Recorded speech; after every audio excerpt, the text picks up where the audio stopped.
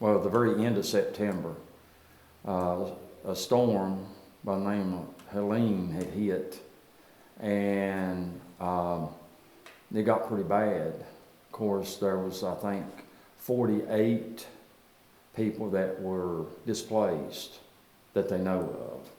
And my wife and I, the day after the flood, we were actually riding around looking, and we were telling each other that, we need to do something. We just went to Walmart, bought food, and started making sandwiches. And so late that night, I was across the river handing out sandwiches as they was making them. And there was about 16 people that needed beds, 10 children and 6 adults. So that night I just put out a plea on Facebook, we need beds, can anybody help? Well, the next day, which was on a Monday,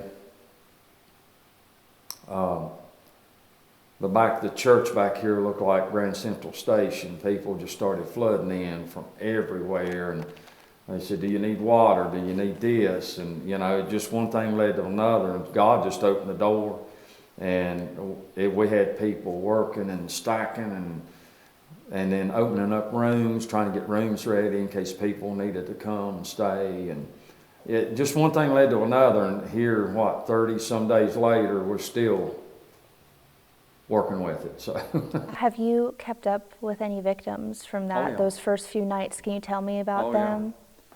Yeah. It was about a week after the flood. Of course, some of these victims would come in and get food and clothes because a lot lost everything. A lot of them had kids, but to see them for the first time 2 or 3 days later, and I started recognizing it. They were in shock.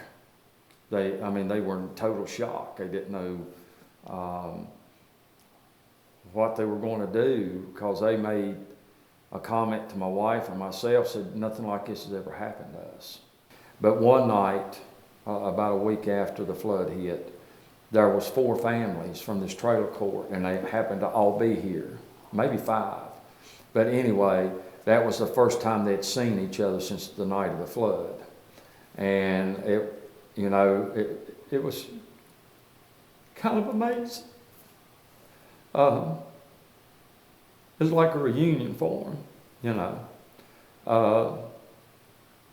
That was a busy night. We was trying to stock and trying to do things, but it was 12 kids and it was 4 families. And of course all the kids was down in the fellowship hall. And of course the adults were talking, and talking about their experiences and what all went on. Because, some of them had to climb the railroad tracks to escape the flood, to get out. I talked to an individual to help get 2 or 3 people out down there that was still asleep in their trailers. There are so many stories that have come from this, and I don't think we're ever going to hear all of them. No. What have you seen in the past few weeks? I know there's still some people without homes. When you go trying to recoup your home after the floods being 4 and 5 feet up inside, it's a lot of work getting it cleaned up from the mud, and of course water in the receptacles and in the floor and the wall.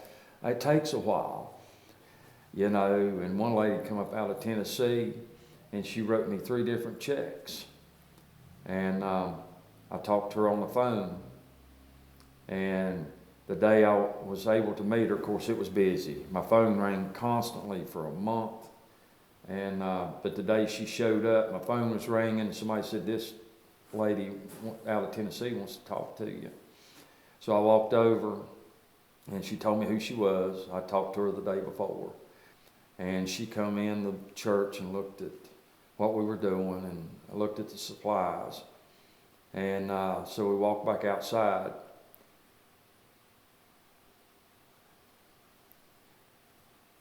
She wrote a check, and she handed it to me.